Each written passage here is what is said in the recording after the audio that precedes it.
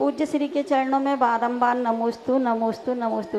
पूज्य श्री जी, आपके अनन्य भक्त आपकी हमेशा जिज्ञासा समाधान सुनते हैं। उनके मन में प्रश्न था कि हर श्रृंगार के जो पुष्प फूल हैं उनके लिए हम मंदिर में प्रयोग में कर सकते कि नहीं कर सकते। हार श्रृंगार के फूल के संबंध में बहुत बार डिस्कशन हुआ, फिर मैंने इसको प्रैक्टिकल देखा सवाई माधोपुर के अंदर।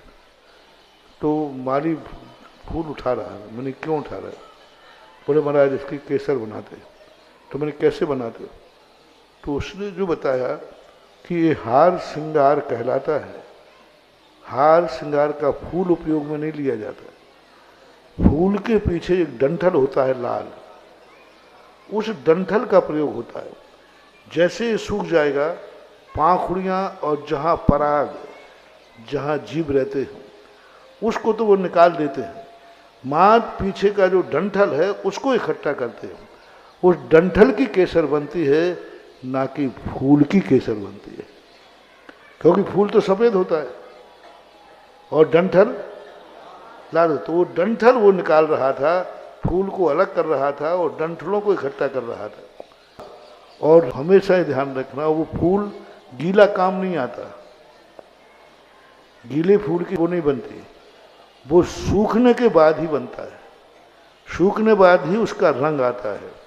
जैसे लौंग होती है, तो लौंग फूल जैसा होकर के भी जब वो सूख जाती है तब लौंग काम में आती है।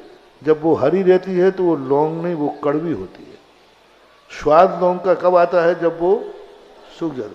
तो हार श्रृंगार के फूल के दो कारण, एक तो डंठल काम आता है, दूसरा सूखने के बाद काम आता है। वो गीले में सचित्र रूप से उसका प्रयोग मंदिरों में नहीं करते हैं, इसलिए इसमें कोई बाधा नहीं है। फिर भी शास्त्रों में हार श्रृंगार के फूल का कोई उपयोग पूजा में लेने को नहीं कहा गया।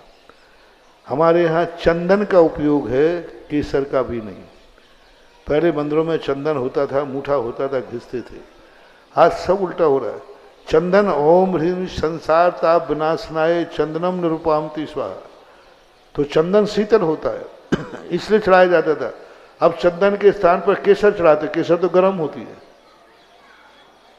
तो पूजा में चंदन के स्थान पर चंदन ही चढ़ना चाहिए और चंदन से ही चावलों को रखना चाहिए। एक स्थान पर मात्र चावल रंगने के लिए जब पुष्प बनाया है, तो जिनसेन स्वामी ने प्रतिष्ठा पाठ के अंदर केसर से रंगे हुए चावलों को पुष्प संज्ञा दी है। चावलों को रंगने के लिए हम केसर का उपयोग कर सकते हैं।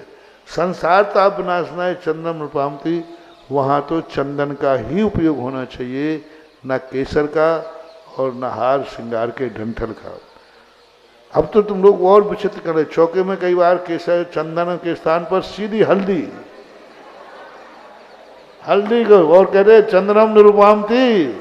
अरे हल्दी तो गर्म होती है बाबू तो अब ये सब चीजें सत्य से परे है। मात पूजा में चढ़ाने के लिए चंदन ही उपयोग होना चाहिए। ये हार श्रृंगार आदि का उल्लेख ना तो किसी प्रतिष्ठा पाठ में सुना, ना किसी पूजा में सुना, कहीं भी देखने में नहीं आया। ये अभी अभी कुछ 10-20 सालों 25 सालों से हार श्रृंगारों के फूलों की परंपरा चली है। कुछ वर्ष पहले हार श्रृंगार चलते ही नहीं थे। अभी 20 मुश्किल से 10-15-20 सालों से। उसके पहले हार श्रृंगार ललितपुर में वाले बता दो, पुराने में आज से 25 साल पहले किस मंदिर में हार श्रृंगार था? पर मूठा था चंदन का घिसते थे। तो ये सुविधापूर्ण है, उसमें क्या है, ज़्यादा घिसना नहीं पड़ता है, थोड़ा यूँ किया और आ जाता है। तो ये गलत है। आज तो देखो चंदन को भी घिसने की जरूरत नहीं है। आजकल चंदन का पेस्ट आने लगा। जो पहले घिसते थे ना, चंदन का इतना बारीक कि पानी डाल दो तो घिसने के बराबर ही हो जाता है। जैसे आप घिस करके लेते थे, लेकिन घिसने का मजा एक अलग ही है। घिसने का जो विद्युतीकरण होता है, घिसने के बाद जो चंदन में ताकत आती है, एक पीपली होती है, पीपली, और एक अष्टप्रहरी पीपल होता है।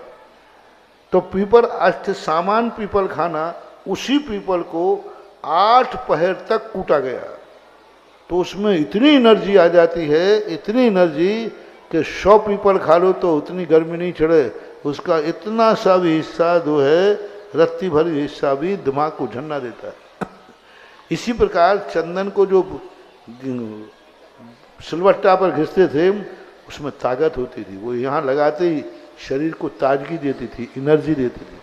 और चंदन लगाने वालों का यहाँ पर कोई रिएक्शन नहीं, और केसर के तिलक लगाने वालों को यहाँ कुछ दिन के बाद जल जाता है, निशान पड़ जाता है।